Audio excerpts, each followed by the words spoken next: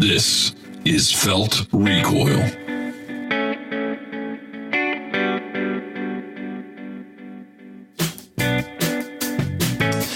Alrighty. Welcome to the Felt Recoil podcast. This is not the firearms blog. This is the Felt Recoil podcast. As some of you may have suspected.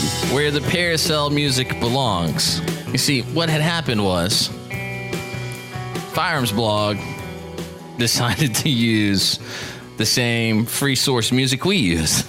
So we can't complain about it. But kind of annoyed. But I'm not really annoyed. I'm surprised it hasn't happened yet. I mean, they've used it once. We've used it how many times now? 65. So even though we don't own it, I kind of feel like we own it. Yeah, we own it in that sense, but we don't own it in that sense. You know? No, I don't. We own it in like the Obama socialism sense. Oh. They own it in the free market capitalism sense. Oh, we own it in the you didn't build it sense. Right. You didn't build it. Okay. Now it makes perfect sense. So when they talk about their videos are popular, they didn't build that. We made that happen because the music is what sells that video. Of course, for some reason, they're not bookending with the music. They're just doing it at the end. So it's more of a footnote than it is a bookend, as we would call things that happen in the front and the end of a segment. But however, I still claim all the credit. Shovel ready bumper music. My name is Kris, and across from me is Patrick. And this is the Felt Recoil podcast, number 65, and we're glad to have you here. There's a lot to get to, and we will get to it all. I promise you that. On episode number 65, we're going to talk a little bit about the 365. Oh, that was great work on our part. You planned that. The only reason we didn't record a new show last week was so we could do that. And we're also going to talk about the Hudson H9. No. Let's don't show up. Let's push it 1 week. Yeah, it'll sound so much better. We both got hands-on with both the 365 and the Hudson H9 this week. So we're going to give you a little rundown on those. And then we want to talk about why do we scan? When we go shooting and you see guys scanning, there's a new form of what I think you could call lateral or vertical scanning. I think that would be right. Now you're just making stuff up. I don't know what that is. There's also this new hip thing where guys are checking the chamber on the AR when it runs dry. Which I don't know what that is either, because it kind of runs parallel to when you have like a malfunction on a handgun. Sure, you can look at it, or you can begin to address it. Just tap, rack, bang, baby. Yeah, because that's gonna, whatever the issue is, if you have a stovepipe or ammo not running correctly, whatever, if you drop the mag, clear it a few times, load a new mag, and rack one home, you have most likely fixed whichever issue you were going to identify by looking into the chamber of the gun. Am I wrong? I would think so. I mean, unless you get like a case stuck in the barrel. Anyway. I mean, it's a little weird, though, because if you're shooting an AR, the last round usually feels different. There's a different recoil impulse because the bolt doesn't fly back forward, so you don't feel that inertia moving away from your body. Yeah. So generally, and I'm not trying to sound like some kind of expert. No. Because I'm not. I just know the difference. It's totally one of those things that I haven't had explained to me yet. And so it's odd to see and easy to laugh about. So I'm going to do that. Mm-hmm. Are we talking about this because you saw some guy do it on Instagram? Oh, yeah. Because I feel like everybody's doing it. The basis of all of this silly tactical nonsense these days. You know what? Can we hold this thought? We're going to come right back to this because I've got a fun story I wanted to tell. Up. Now you got to just pull the rug out from underneath. But the Insta-gunners are starting to go the way of the gun bunnies, and we'll address it here in just a second because I did meet a gentleman today who really made me go, well, why don't you just shut your pie hole, Kris? Okay? Maybe you don't know anything. And I'll tell you all about that. But first, we're going to talk about this week's charity of choice. It does tie into one of the stories the media ran this week where they're fawning over North Korea, just in love with brutal regimes. And isn't that funny? Isn't it funny that the media is so in love with North Korea because of the Olympics? And they're talking all about the beautiful and stoic presence of Kim Jong-il's sister and how she really stole the show. And the New York Times is saying things like, without a word, only flashing smiles. Kim Jong-un's sister outflanked Vice President Mike Pence in diplomacy. What kind of crack are they smoking at the New York Times, where the sister of a man who has murdered both his brother-in-law and uncle by feeding them to dogs or having them assassinated with handkerchiefs with deadly spores covering their faces in public in broad daylight. That's how he has killed those two people respectively. And she wins in diplomacy. Right. I like it. Okay. I think New York Times is smoking the crack that they bought from CNN, and CNN had to sell it because they're going bankrupt. My favorite comes from those who are upset that Mike Pence didn't stand for the national anthem of North Korea. From Time magazine, Mike Pence didn't stand for Korea at the Olympics opening ceremony. Mike Pence's bid to isolate North Korea at the Olympics falls flat. Vice President's refusal to stand could be seen as disrespectful. Okay, so we just came off an 8-month lecture of why 1%er Americans are allowed to take a knee during the American national anthem and disrespect dead American soldiers, why people like John Correa of Active Self-Protection are allowed to make public spectacles of themselves using their platforms to advocate a position that the police in America are racist and that America is inherently slanted against people of color.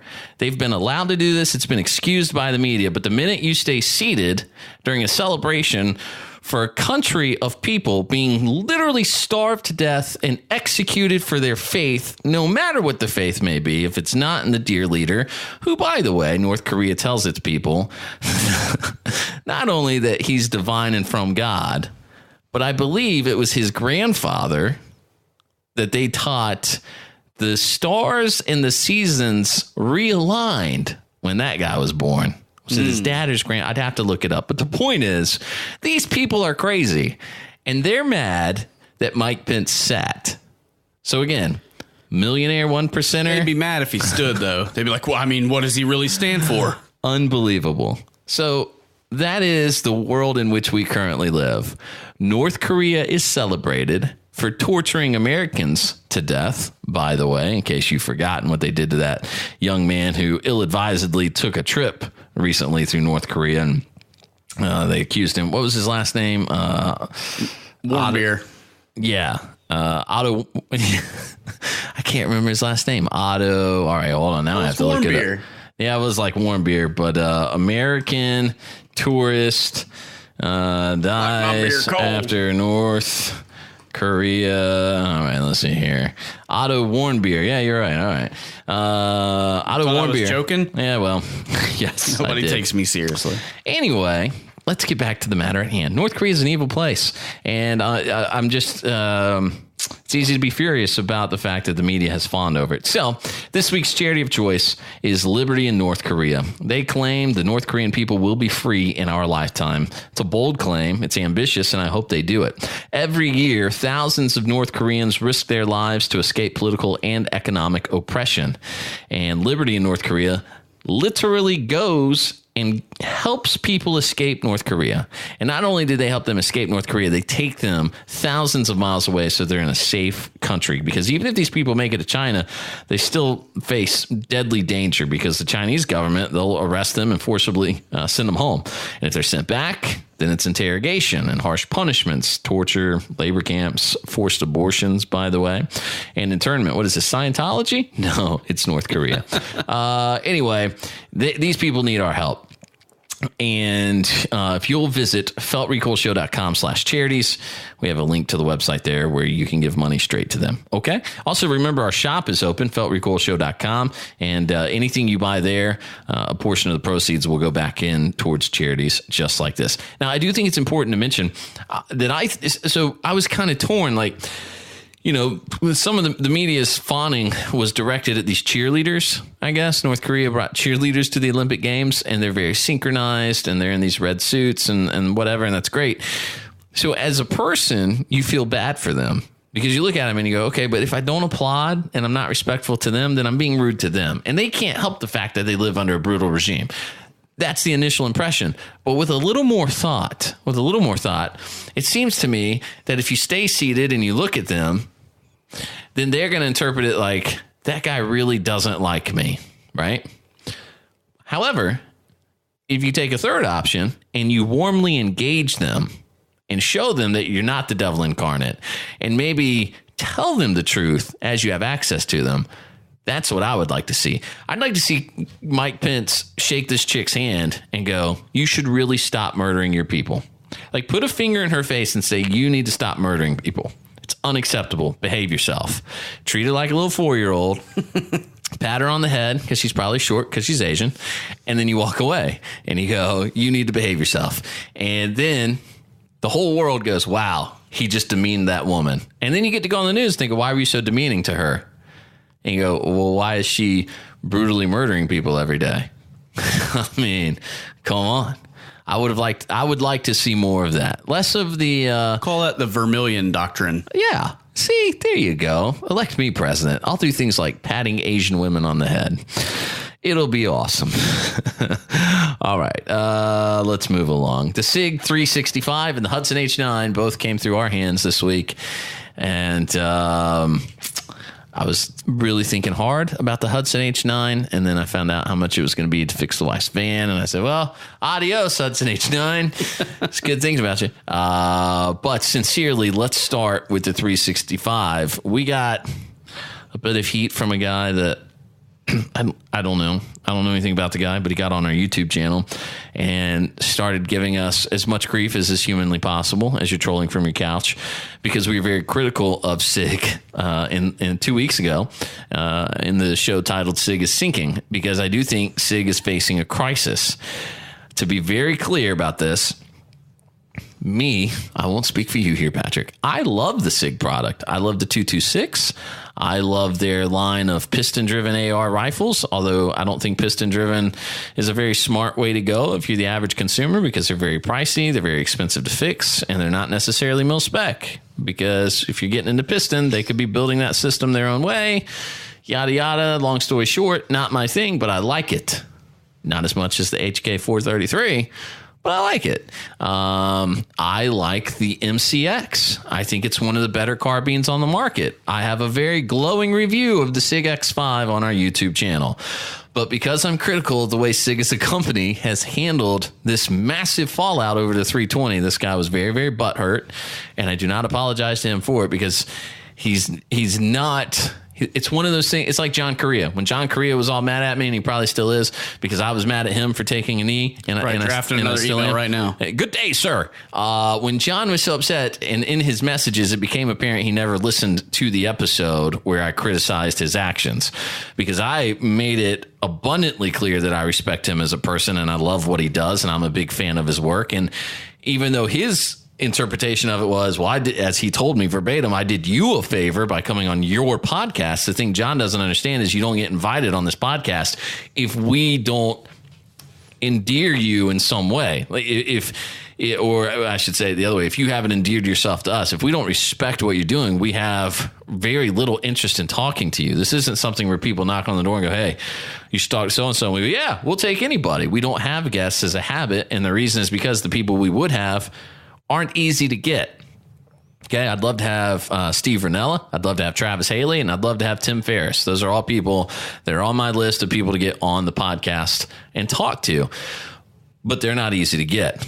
So what's the point? The point is that I wasn't going after John just because, and John wasn't on this podcast just because. There was, I thought, a mutual level of respect, but John never stopped to listen to what I was saying in the argument. And so this gentleman who's trolling us on YouTube, not really trolling, he had like 2 comments, but the gentleman who was upset on YouTube questioned if we'd ever read the full report on the 320, which I have not. But I read a handful of articles about the report, and that's good enough for me, because they all say what the Army and what SIG has agreed to, that the 320 is problematic, that it's literally falling apart in some cases. It's not cycling ammunition correctly in many cases, and blah, blah, blah, and it goes. However, SIG, you may have a chance here with the 365, because I love the 365. I will not buy the 365 because I can't carry single stack guns. And I think it's is this a double stack or is it single stack? Because it's 10 round magazine, so it must be double stack. It's still a double, yeah. It's about as slim as an XDS. Maybe even it's maybe even more the size of a 43, a Glock 43. It is. But I cannot eject the mags. My hands are too big. The palm of my hand down there is too fat. And so when I turn the frame of a gun like that to eject a mag, it just goes right into the fat part of my hand. So it's not a gun for me. It's why I carry a 509 every day. It's because I don't have that issue. And really, FN scientifically is the best gun you can buy. Science said that. Bill Nye the Science Guy once said it Saturday morning. I'm glad we discussed this. It was actually, if you remember, I don't know if you remember this, it was the only thing Beekman's World and Bill Nye the Science Guy ever agreed on. They had a lot of disagreements just because they were kind of fighting for the same market share. But I don't know who you're talking about, but okay. You didn't watch Beekman's World? No, I've never even heard of that. What is that? Come on, man, with the big rat. What? Seriously? The only thing I know, the big rat's Teenage Mutant Ninja Turtles. No, he was still a small rat, man. Splinter wasn't a big rat. You got to remember, Splinter was still, he was bigger than an average rat, but he's still... You never watched Beekman's World? Really big rat then, because I feel like Splinter was probably about 4 feet tall. Okay, yeah, big for a rat. Whatever. Can we change the subject here? All right, I'm comparing him. I'm talking about Master Splinter right now. I'm comparing him to the rat from Beekman's World, which was a full-grown man who had a goatee, if I'm not mistaken. It's been a long... You never I'll watched look it up. Beekman's World. No, Chris, I went to public school. We didn't have money for that kind of stuff. One quick announcement. Felt Recoil episode number 65 will be the last of the Felt Recoil episodes. Hope you've enjoyed it. I cannot work with someone who's never heard of Beekman's World. All right, look it up later. Beekman's World was fun. It was like Bill Nye the Science Guy, but it was definitely more geared towards kids because he was more of a character. See, here's the difference. The guy on Beekman's World knew he was playing a character. Bill Nye, nobody ever told him, and he's still running around. Hasn't caught on. I saw him interviewed over Tesla's heavy. What was it called? The heavy. I don't even know what it's called. Oh, I can't remember. It's Heavy something one, Heavy Force One or something. But they launched their car into space, and they're interviewing Bill Nye about how great it is. And Bill Nye's like, "Yes, we." I'm like, "You're not even a real scientist. You're nothing. You're an actor. You're an actor in a bow tie. You're not an actual scientist." Anyway, sorry. How did we go? This is why nobody listens. SIG 365. From 365 to Bill Nye's not an Bill Nye is not a scientist. To Tesla. What was it? Can someone please tell me what was Tesla's rocket called? Tesla Heavy One? Tesla. See it. I just keep hearing people talking about there's a car in space, and I really have no idea. Heavy Falcon. I just nod and smile and then walk away because I really don't know what they're talking about. It's the Falcon Heavy. The Falcon Heavy. Toy Tesla Roadsters like Falcon Heavy. Okay.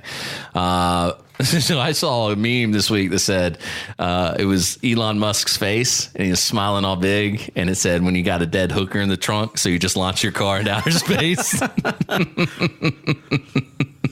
That was awesome. All right, sorry. Back to it. The 365 holds 10 rounds in the mag. It's a tiny little gun. Give me your impressions, and I'll give you mine more than what I just did. It is definitely right there at the Glock 43 size. I'm pretty impressed that they got 10 rounds in it. Actually, really impressed. Probably the most impressive thing I've ever seen SIG do. Yeah, and definitely where Glock missed the boat, because absolutely here comes Glock swinging with a 6-round magazine while you got the XDS and the Shield both holding 8 and selling like madhouses, like just like crazy. And here comes Glock with 6 rounds in the mag. So yeah, smart move on SIG's part. It feels okay in the hand. It is definitely small feeling though. So I have a Shield and I have a 43. I typically carry the 43 in an extra mag nowadays. Just because I'm a little bit more used to shooting Glocks. Mm-hmm. And I'm not sure I like just how small it feels. Because it kind of, once you get to a certain point, the guns just feel really snappy. Yeah. And I think you just kind of addressed my biggest issue with it, is the fact that it felt very front heavy, which I guess could be argued by, well, that's going to mitigate recoil and snap. And so they're putting weight in the front. But to me, because of how small the grip was, when I pulled it out and pushed it forward a little bit and looked down the sights, I thought, man, this thing it's odd because I don't have a firm purchase with my grip. And then the front is so heavy, I don't feel like I can get on target like I should. But that was just, maybe the rounds being in it would even it out. It wasn't an unloaded gun I was handling. So I really only like it with the larger magazine extension in it. Okay. 12 rounds at that point, right? Yeah, and I don't have very big hands, but even with the flush mount, and then I guess what would be sort of like a medium size mag that they're offering. Yeah, those didn't feel particularly good. Felt like I couldn't get a good grip on the gun, so I'm not sure I fell in love with that. Not that I was going to fall in love with the SIG anyway. Yeah. Because I'm me, right? And SIGs are SIGs. Yeah, you're a terrible person. Right. But pretty good execution. The trigger actually feels better than their other striker guns. All the 320s to me feel very mushy, springy. And yeah, you feel that spraying every time you pull the trigger. Yes, sir. And when it resets, it's like, I don't even know how to describe it. I think I actually described it to a customer one time at the gun counter as, well, it feels a lot like if you were just pinching mashed potatoes. And the guy just kind of looked at me funny. I don't think he really got the joke. I could see that. I'll tell you the problem I have with them on the 320 triggers is how they kind of feel like the first try on a really good idea. You know, as if somebody should have said, you know what, this is a great start. Let's take it back. Let's really fine tune this bad boy, and when it gets there, it's going to be perfect. It reminds me of Dave Matthews telling a story once. He's about to play a song, and he said, "I wrote this song, and then I played it for a friend of mine, and his name's Big Voice Jack, and I played it for him, and Big Voice Jack looked at me and he said, 'I like it, Dave. I want to hear it when it's done.'" And the problem was I thought it was done. So I had to go back and say, guess it's not done. That's what I think of with the SIG 320 triggers is you were really well on the way to doing something good. And then quite frankly, you got there with the 365. Why is the 365 trigger not in the 320s? Because we rushed the 320 to market so we could compete in the modular handgun competition with the Army. So I think they're onto something with a 365 in that now everybody else is going to have to be just as small and come up on capacity. Yeah, fair enough. It's good for the market, and I think I told the story when I was at SHOT the other week, and the guy was slapping me on the shoulder, telling me, that this was the shield killer, and then he told me the price, and I said, "Not today. No, it's not." Yeah. So that's the biggest hang up. $550-ish. Yeah, it's $599 MSRP, so you're going to come in a little under that on the shelf, but there's so many other options well under that price point, and probably more that are going to keep coming out. Mm-hmm. I just don't see it. I mean, the Shield 2.0 is out, and it's $400 if you're paying a high end price right now on that. It's probably $420. I'd say somewhere around there. Because the Gen 1s are less than $4 easy. So, all right. What about the Hudson H9? Has it been 6 to 8 months since NRA? It's been a solid 6 months since we were at the NRA show in Atlanta. And so where are we at?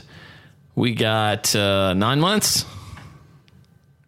I don't know. Oh, okay, you were counting. I thought you were legitimately counting. That was too many fingers. All right. We're a long time removed from initial impressions of April. The H9. So we saw one come through this week. Mm-hmm. $11.99 on the price point. Are you convinced nowadays that that's a $1,200 gun? I like it a lot. Yeah. It feels really good in the hand. We've talked about it many, many times here. This is what real innovation looks like. Mm-hmm. A lot of people make fun of it because of the way it looks, the actual aesthetics of it. Sure. But there's a lot of function built into those aesthetics. The fact that you have an extremely low bore axis, the position of the controls, the trigger is amazing. Probably one of the better ones outside of shooting, say, just a traditional 1911.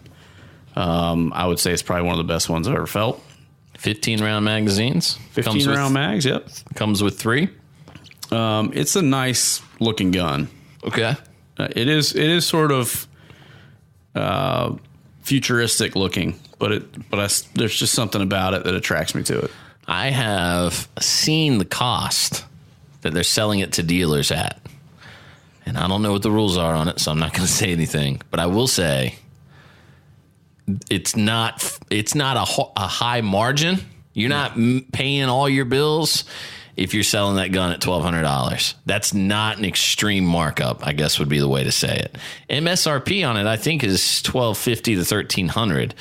So where I saw it was at $11.99, and I was highly like, ugh.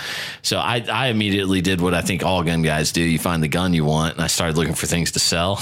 Right. And I couldn't get anybody to bite on a couple of handguns. Hey, wife, which one of these kids do you like the least? Oh, right, yeah. Well, we only have one that can't talk. Oh. So I think it's only fair that one has to go. Yeah. Because everybody else is contributing because they can at least converse. Don't want to have to train that one. Right. But, I have well, I won't say what I have because I don't want to sound like I'm hawking my guns on people, but I have 2 handguns that I thought, okay, I'll move one of these and it'll get me close to half. And then I had an old leather bag that I wasn't using much anymore. I was able to sell it. And I thought, how much stuff are you willing to sell to go out and afford this thing?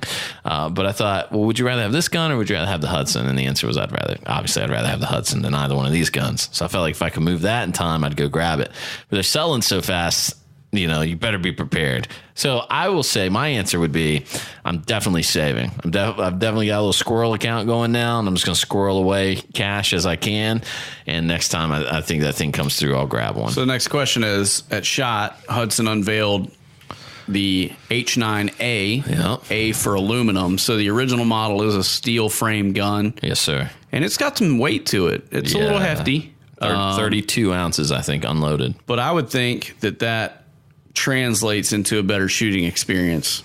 It's not going to make it more comfortable to carry, but it's going to be probably a lot more fun to shoot. Yeah. What do you think about the aluminum one?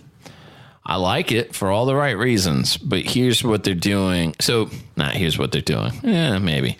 The quality is down a little bit in the sense that the grips are polymer now instead of the G10 grips. Okay. They're going to a polymer grip.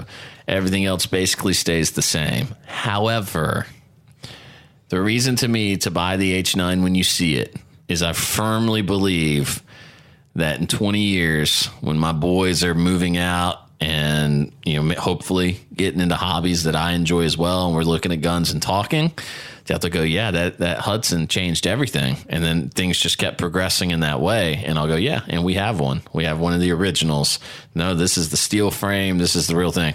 And so to me, I think MSRP on the aluminum's $8.99. So you'll probably find it for about $750. Sounds about right.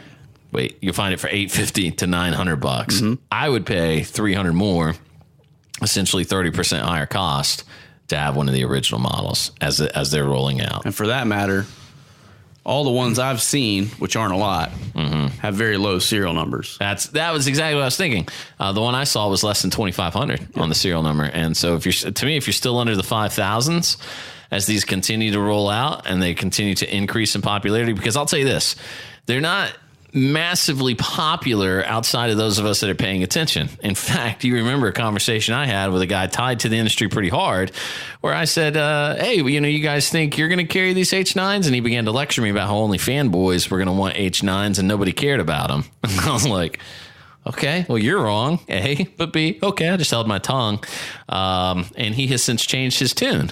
And I think that's because he finally got hands-on with it. Mm-hmm. It can sound gimmicky, but this is a gun that the minute you pick it up, you're sold. And so I don't think it's catching on unless you're in the know. But I think the average shooter that walks into a gun shop and goes, I got a birthday coming up, I'm going to treat myself. What do you have that nobody else has? What can I buy? If that shop has an H9 and puts it in his hand, I think he'll buy it. Almost had a personal experience like that the other day with our buddy who came by. And I said, you want to see an H9? He said, what's an H9? I said, dude, come look at this. And I showed it to him, and he goes, oh, yeah. This is that one you were all excited about. I said, yeah. And he said, you going to buy it? I said, nah, I can't afford it right now. And he said, okay. And I showed it to him, and legitimately he goes, I haven't bought a gun in a while. I said, you man, please, then I tried to not sell him on it because I didn't want to be that guy. It's like, just buy it. Please buy it so I can shoot it, please. Just so I can say I got a friend that's got one. But I felt like the scales kind of tipped a little bit in the favor of the H9 once he picked it up and held it, because it points so intuitively. Like it's one of those guns you just pick up. But it looks goofy. at first, I think. Sure, maybe. And so I think a lot of people, well, I mean, that was... I don't know why you have to be so shallow. No, I'm not being shallow. But it is. You're being... That's very shallow. No. It is. I'm not fat shaming the gun, okay? Right, but you are. I mean... It doesn't look like anything else. It's like you're talking about the kid from Mask, and you're like, I mean, yeah, he's got a couple of warts... So you gotta get past that. What do you got against redheads? I was talking about his mom. Oh. He's got a wart for a mother. You mispronounced whore. Anyway, sorry. I hate Cher so much. All right, continue. Let me not. I don't know where I was going with that. I'm gonna not interrupt. I'm sorry. You said it looks funny. It looks weird. But once you put it in your hand, yeah. And I think that was a similar experience I had, where you were talking about it months before NRA last year, on, and I've all heard blah blah blah blah blah H9 blah blah blah blah, and that's I kind of wanted to choke you. Sure, okay. And then we got to NRA, and I got to put my hands on it. We got to talk to Cy, and actually feel the gun and get a real understanding of, okay, what's the hype? Yeah. And I was like, okay, I get it now. Yep. So there's something to be said for that. So honest to God, I'm gonna say this now so that I'm accountable. Okay, my birthday is in January. I just had a birthday. All right, and I'm not. I'm going to totally contradict my point. I'm not normally one to make a deal out of my birthday, right? Because it's just, you know, one of those things that it's why do we all feel so special that we were born? You know, we didn't have anything to do with it. Everyone around us, the same thing happened to, but then it's like this thing where we go, yeah, but today's the day I was born. Right. Okay. What if you share a birthday with Hitler? You still celebrate it? You anyway, and a million other people. I try not to make a huge deal out of it, but here's what I'm going to try for. I want to buy a Hudson H9. This is my goal. Within the next couple months, put enough money aside and grab one, and hopefully move these handguns. Buy one, and I'm going to start bugging Hudson, because right now Hudson is super busy, but they're not, you know, Glock busy. They're not SIG busy. With recalls? So I would bet, right, not yet. I would bet that now would be a good time where if I bought one, I could pitch Hudson the idea of, I have the gun, I'm going to get myself to... Show me how to shoot it. That's almost exactly right. What I want to do, we met you at NRA, and I'm going to bring myself and a friend to you out in Texas. And I would... Who are you taking? Probably my wife. Oh, okay. It'll be my birthday. And then I want to film myself shooting it with Cy and have him sign the owner's manual. And I'm going to put that bad boy away and have that thing for life. That's what I want. That's my goal with my H9. So then we can go out and actually film ourselves shooting the H9 with the guy that developed and created the H9, make a video for the YouTubes about it, and then have a keepsake that'll last a lifetime. If nothing else, I'll get myself to SHOT or NRA next year and take my owner's manual and get him to sign it. And then I'll pitch him the idea. Hey, if I fly myself out to Texas, would you do a video with me shooting it? But that's an ultimate goal of mine. Because, I mean, honest to God, when else do you have the opportunity to talk to a guy? And here's the thing. The engineers at SIG don't count. The Glock engineers don't count. The people at Springfield thinking up, let's call an AR the Saint. That doesn't count. This is a gun developed from the bottom up. This is an entirely new thing. And to have the opportunity to get that guy and his wife... And so there's another fine line. His wife is beautiful. So you can't talk like you want his wife involved in anything, because then you look like that creepy dude, you know, but she helped develop it all. So to be fair, if you want both the brains to put it together, you got to get both of them involved, but you can't be like, hey, so like, I mean, obviously I'll come hang with you, but I mean, any chance, you know, will Lauren, you think, I mean, if Lauren's going to be there, I'll just, you know, I'll need to know just to tell the crew, but, you know, and if I need to get a haircut and start running immediately, you know what I'm saying, Cy, you know, just typical things. But his wife, you know, it's one of those things where you feel awkward for, like, I remember the first video we did was with her. And somebody, I can't remember who it was. There were two of us there. We didn't actually do a video. Yeah, exactly. There were two of us there, and I was doing the interview. And then the other guy that was there named Patrick was running camera and didn't record any of it. So we had to go back the next day and refilm, which was not, trust me, I was not like, oh man, we got to go back and look at the H9 again. But luckily we got Cy that time. So it wasn't like, hey. I've never seen Kris so not mad about a mistake I made. Right. Like I was expecting him to start throwing stuff. We were in the press room and he's like going back through files. And I mean, I don't, we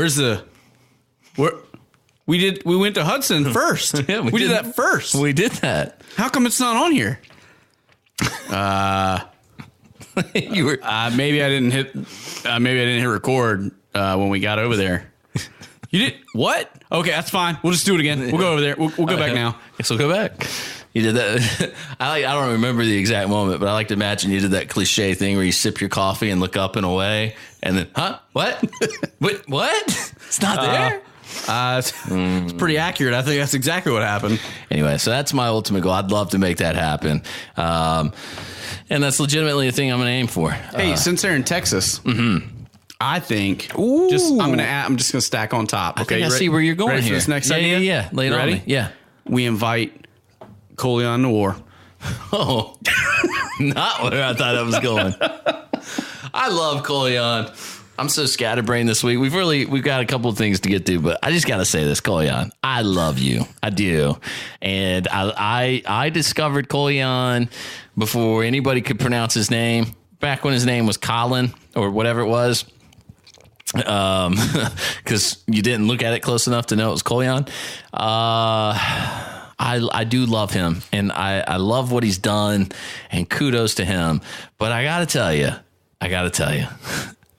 the shtick of the impromptu cool guy is driving me crazy. Did you see his Tavor video the other day where he was like, I happened to get hands on this. I told my camera guy to start rolling, and I grabbed a couple of mags, and here's what happened. Coleon, buddy, please. A guy that wears flat build caps, who always looks and smells like he just got out of the shower and dried off with baby powder and then had fairies dusted off of him with horse hair. That is not a guy who does not pre-plan videos that he coordinates that go out on social media. Again, right. I love him. Time out. Little inside baseball. I've actually met his film crew. Okay. Emphasis on crew. Right. So it's not one like guy. One dude. There's like a lighting designer. There's a producer. There's a director. I mean, it's the full production. Mm-hmm. It's not like it's him and a guy with a Sony Handycam in his backyard. Right. Hey, today we're going to blow up some tannerite. No, that's not what's happening here. It is a full on big money production.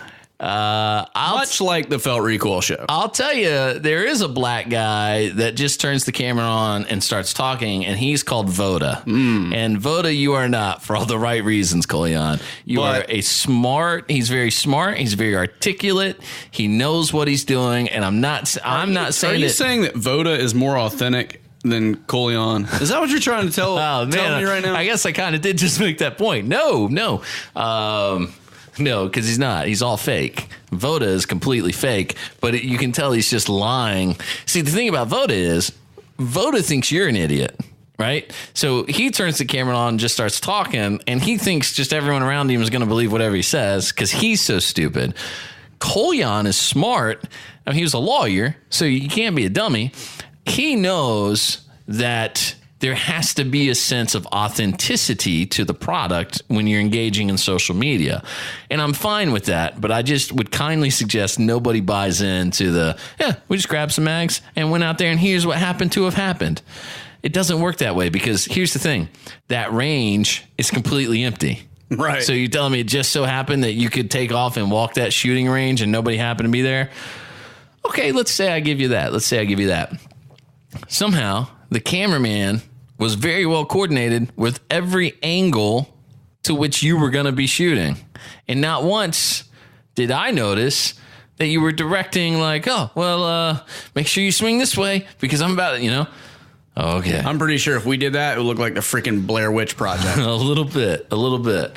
I was filming today for a company, and I was with a couple of guys that were going through a process, and I said, well, tell me the process. And he goes, well, I'm going to go here, and then I'm going to move here, and then I'm going to move here. And I said, all right, so you got here, 3 points. And he goes, yeah. I said, so what I'm going to do is you go there, I'm going to be here. He goes, okay. It still took me 4 times to get it right because he would move, and then we'd kind of be too close to each other, and I'd have to move. It's not a thing. Anyway, the point is, just stop. It's a little disingenuous. It's getting a little old, please. Okay.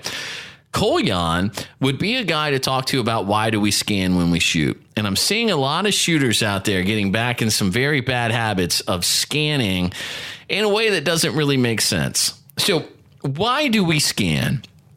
We scan to create the habit of breaking out of tunnel vision in a life and death scenario. We do not scan to look for other threats. That's not exactly what's happening. It is what I would call a peripheral benefit, a fringe benefit, if you will, of the scan, if done properly. But you will not find yourself killing a gunman who is aiming a gun at you and then tacitly looking for other threats quickly. Your vision will be blurred. It will be, from what I understand, complete tunnel vision. You will be panicked beyond anything you've ever experienced. Do not feel like you will scan and look for other bad guys. So why do we scan to get out of the tunnel vision? What's a good way to train how to scan? Here's a little tip that we use when we practice scanning. Get your shooting buddy to stand behind you and with his hands up on opposite sides of his head, like the Nixon, right? So he pulls a Nixon behind you, but he changes the numbers on his hands without telling you, and you have to look back and tell him the number on each hand. So he can hold a 5 way up high with his right hand. You have to look back and go 5. And then you look over your left shoulder and he's got a 3 and you yell 3. Those cannot ever be the same. Your buddy has to rotate those each time. So what are you doing? You're learning that you're going to break out of thinking of shooting and the tunnel vision that occurs, and you break that tunnel vision by focusing on what's behind you and knowing you have another task to complete. Make sense? Yep. Okay. I just wanted to address that because I was having lunch with a good dear friend of mine, and he mentioned that he was scanning while he was doing some exercises at the range. Perfectly okay, but I thought, you know what? That'd be a good topic for the podcast this week if we have enough time to get to it. If I don't run my mouth too much, let's just mention, why do we scan? Is that fair the way I said it? Anything to add or subtract? Yeah, I mean, I think the big thing is you have the potential for sensory deprivation, auditory exclusion, tunnel vision, all those things come into play. Hold on. Sorry. It started recording in, I think, Japanese there for a second. Do it again in English. Olympica. Oh, okay. Got it. You said America. America. Actually, I said Olympics. Oh, no. How my Japanese friends say it. I flew way over my head, man. Yeah, I'm sorry. Now I get it. That was funny. Yeah, well. All right, do it again. Olympics. Blind squirrel and all that. All right. Sorry, buddy. Go ahead. But the point is that the idea... Sensory overload. Is that you or deprivation. So maybe the exact opposite, right? Okay, sure. I see what you're saying. You fire a gun without ear protection on, what's going to happen? You're going to start ringing. I don't know. So now we've lost that sensation of hearing, right? Mm-hmm. So that's why I use the term deprivation. Mm-hmm. I think the idea is, how do we break ourselves out of that? I don't think that's as easy as people think it is by quote unquote scanning, because scanning isn't necessarily going to solve any of those problems. Yeah. Does that make sense? Yeah. So then the next logical step is, well, now I'm looking for work. AKA I'm, looking for another target. Sure. Next bad guy. Okay. I can sort of buy into that, but how many instances of self-defense is there? Are we literally running a 2-2-4-2-2 drill, right? There's usually not 3 guys with guns pointed at you and you're defending yourself against them. It's usually one-on-one. Mm-hmm. So I don't really fully buy into that mentality. Mm-hmm. And so it's not something I would say I would practice for, right? If I just go out to the range, I'm going to shoot some drills. Not where my head's at. Mm-hmm. So, but I think you're right. I mean, I think there's a right way and a wrong way to do it. I think what aggravates me about this whole scanning thing is the cool guys on Instagram that are super showy about it. Yeah. Because they think that it makes them look... Spraining their neck to do it. Yeah, I mean, they're jumping all over the place, and it just looks ridiculous, and it doesn't really accomplish anything. Well, and also, just to reiterate, the bigger point here is, remember that that's exactly why you're scanning, is to get out of the loss of all sensibilities, if you will, right? And not to look for another threat. Again, that's a fringe benefit of why you're scanning. And if there is a threat around you, God, I hope you see it. But let me ask you a question. If you're in a gunfight with a guy straight in front of you and you're looking behind you for other threats, you're probably in a pretty bad case. Why are there people behind you? What has happened? What's occurred? Are and I'm not saying there won't be. The point is, practice smart. Deliberate practice makes for deliberate execution. So don't go out there and practice just because you see somebody practice that way. Go out there and deliberately. And that's kind of what I was trying to ask earlier with the, checking the AR chamber. I don't know why. I'd like to hear why, because I'm not going to go out and do something just because I need it to be explained. Well, this is what that's helping. This is what that's helping prevent. Much differently than when you go to a 3-gun match and the guy goes, yeah, this is great for practicing home defense, because you run these scenarios. And then you do say to him, this is how you dress when you go to bed? Right. Well, no, but it's all... You have 47 shotgun shells right. and speed loaders across my whole front area. No. We're working on trigger discipline. Okay. Why do you have hearing protection on? You sleep with hearing protection by your bed? You going to get that on? So the whole point is, yes, I get it. Practice as much as you can. Do everything you can. But don't try and justify your fun by telling me that you're accomplishing something that you're not accomplishing. I've actually met the guy, by the way, true story, who, when he goes and shoots, takes his earmuffs off for the last 10 rounds and does 10 rounds without hearing protection, which is terribly bad for your health, and I don't advise it. But his point is that he's desensitizing himself to when that moment happens, if it ever happens. What? Yeah, exactly. I was like, hey, you do you, not the best idea. But what it is, as we've talked about on this program before, is the only reason you need to go get yourself a suppressor and get out there and practice with your suppressor. Pain in the butt that it is, you are not practicing without hearing protection on. So you will not be effective in a firefight inside of your house, because it will be something you've never experienced before when the echo chamber that is your hallway suddenly deafens you and you have to hope you hit that guy that's coming to kill your wife and kids. Get a suppressor. It's $1,000 investment that will likely save your life. I don't think you should have a firearm in your home and act like, yep, I'm done. This is my home defense gun and I'm done building it out, unless it has a suppressor and a light on it. I don't even care about night sights as much as I care about a suppressor and a light, but that's one guy's opinion. Okay. Let's just do, we kind of hit the North Korea thing at the beginning, so we're going to skip over that. We're going to talk about the Obama portraits. Did you see these? Unfortunately, yeah. Ben Shapiro had the best take on the Obama portrait. He said the Obama portrait, not Michelle, but Barack's portrait was so perfect because all he did during his presidency was sit there. He sat there during the Arab Spring and did nothing. He sat there during the Syrian crisis and did nothing. He sat there while the people of Iran tried to free themselves and he did nothing. And he sat there and he sat there and he sat there. And I thought, boy, that is good. And then they unveiled, this is not a joke. When I was at lunch when I saw the paintings for the first time, and I'm a loser, so I eat alone a lot, which means I usually eat at the bar, right? If you walk into a restaurant, you're going to eat at the bar because you're by yourself. That's called alcoholism. Right. It's a lot. For some reason, it makes you feel a lot less lonely than walking up to the hostess and going, just me. Oh, just you? Yes. Until someone else gets here? No, the entire time I'll be the only one here. Would you like a magazine? Is there anything I can get you, like a hug or high five, or you gonna be okay? Pat on the head. Anyway, I was watching them unveil the portraits, and and I didn't know what was going on because, as I've said, I've kind of turned off the 24/7 news cycle. I read just about enough news to make this podcast happen each week, and then I really explains a lot. Yeah, it does. I try and ignore the rest because it is a poison. It will pollute your mind. It will make you as cynical as I am.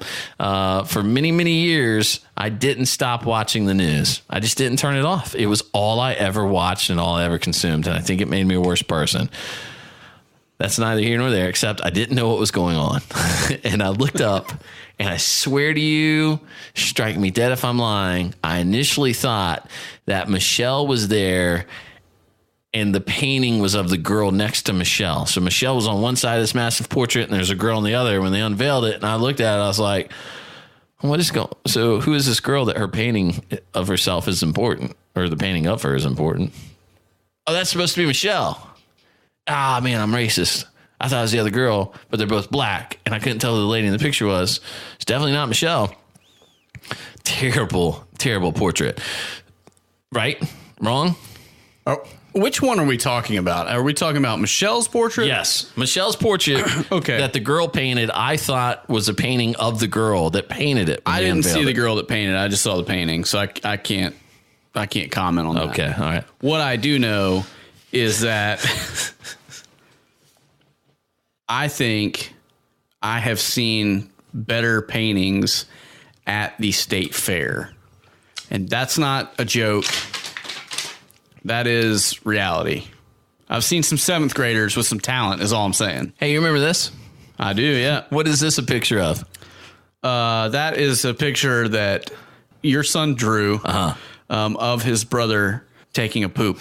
That's right. Remember that? I do. So he snuck in here a couple weeks ago, right after we had recorded, and he was drawing on a piece of paper, and he goes, "Hey, Dad, he's look." over there in full art mode. He's just scribbling away.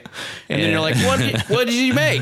I'll post a picture. This is legitimately a kid sitting on what looks to be a big bucket.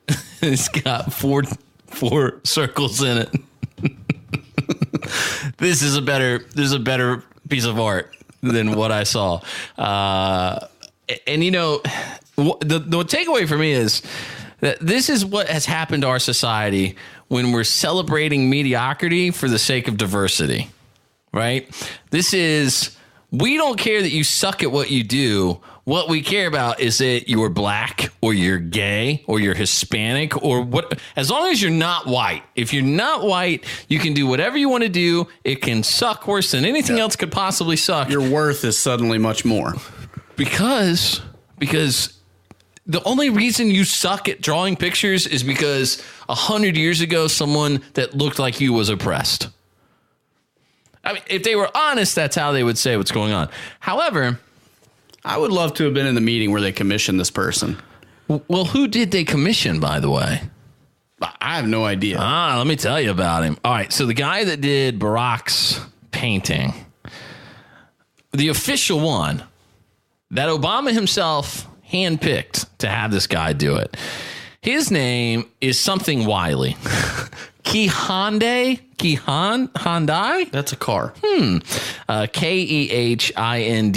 Kehind. Can we agree on Kehind? Let's say Kehind. I feel good about it. I'm ready to move on with my life. All right, Mr. Wiley, the artist, former President Obama. This is according to mrctv.org. If you don't read that website, you should, by the way. That's a go. You can read this every day and you won't become, you'll get mad because this is the Media Research Center and all they do is show you all the ways the liberal media lies to you. Anyway, so Obama handpicked this guy to paint his secret garden-esque likeness. That's pretty good. This guy also has a penchant for painting disturbing images of black women holding severed white people's heads. Here's a fun example, and there's a picture.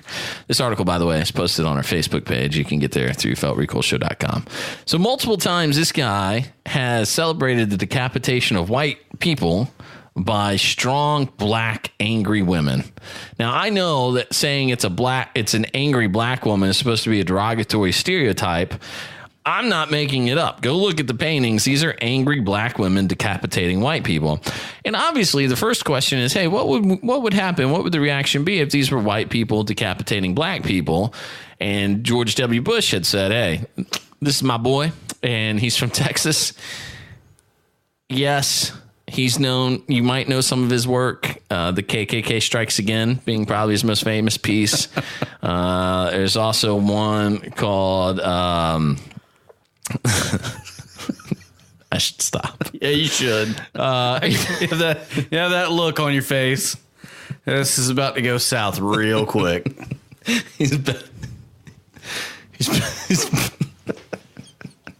He's best known for a chalk outline he once drew in Ferguson. Oh, man. Yikes.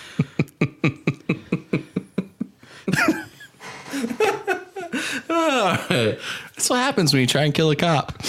Terrible. Okay. So the point is, you could ask all those questions, but it doesn't matter, because really what your focus needs to be on is not what should our reaction be, but are we acknowledging and just admitting and understanding that this is the guy Barack Obama chose? Okay. There's nothing you can do about the fact that there's the no media, such thing as coincidence. Right. This is our friendly Felt Recoil Show reminder that there are no such things as coincidences. Okay. Sorry. Yes, you're right. Got a little tongue twisted there. Well, yes. And so it was on purpose. But my point is, it is a firm and explicit lesson in the evil that is the Obama family. They are just vile, horrible people. I agree with you. However, I did hear another opinion on the matter that I thought, and this is not, I didn't come up with this on my own, so I can't take credit for this, but the idea was, if you look at these paintings, they're very amateurish. Oh, yeah. Very sophomoric. Mm-hmm. In a sense, I would even say, and this is my opinion, I would even say they were purposely picked to make a mockery of the National Gallery because they're so far out of left field. Yeah. No pun intended. I see what you did. Because they're crazy leftists. Yeah. Yeah. But the greater point there being is that I think they chose these people on purpose. They chose these styles on purpose.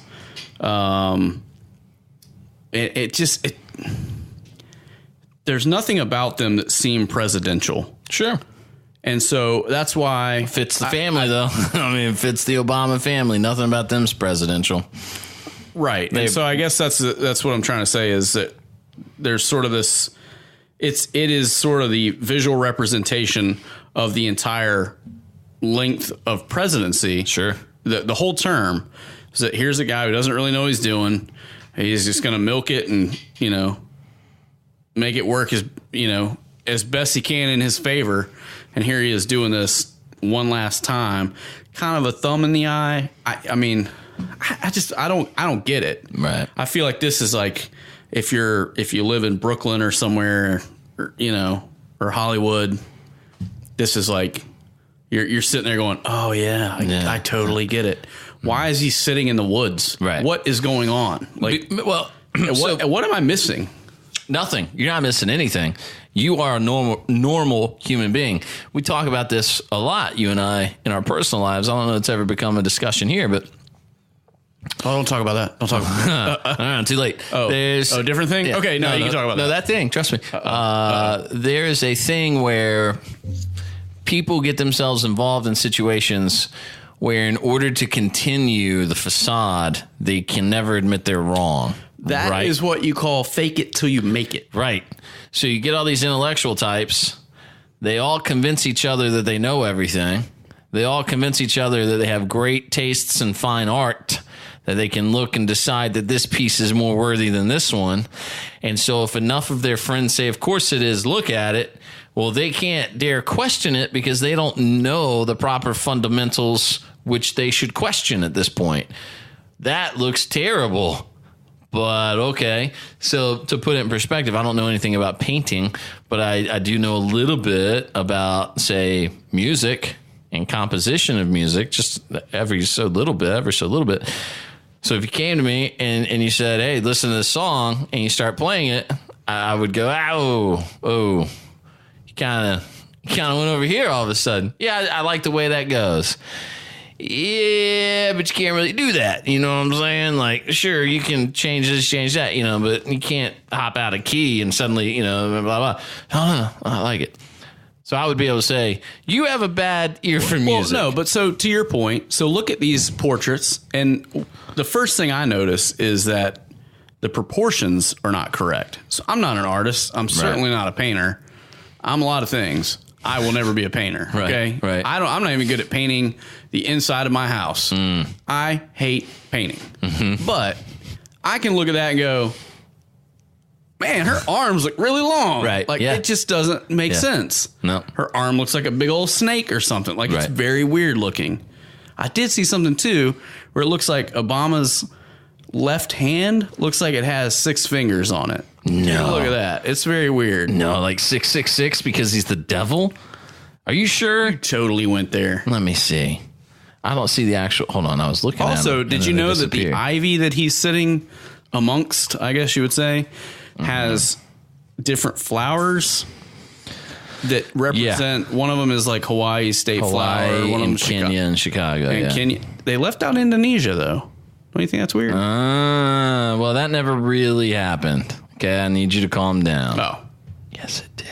He's the devil. Let's see here. All right, wait. Now I've got a gallery. 1, 2, 3, 4. I see. 1, 2, 3. Let me see here. It just doesn't look like Michelle at all. All right, wait. I'm going to send you this. I want you to look at it and tell me if you think I'm way off base here. By the way, if you haven't seen Michelle's initial reaction to where she's trying to be nice to this girl, I think Michelle was let down. All right, listen. Wouldn't you be? I'm going to go to facebook.com/feltrecoilshow, and I want you to look at the gallery of pictures and look at number 4 in the gallery of pictures we're posting.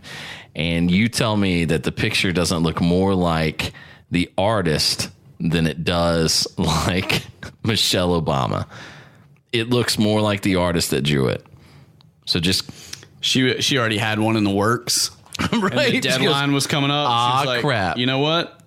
We're just going to let this one roll. I'm telling you, man. That girl pulled one over on us somehow. I don't know about the 6-finger thing. I mean, I kind of see it, but I don't. I see what somebody could interpret as that, but I don't. I'm not saying it is. I'm just saying it looks weird. Oh, yeah. Well, the whole thing looks weird. They're also... And again, my point is, I think you convince enough people that you're doing something right, and they'll be able to convince their minions because their minions don't know, how to be appropriately critical.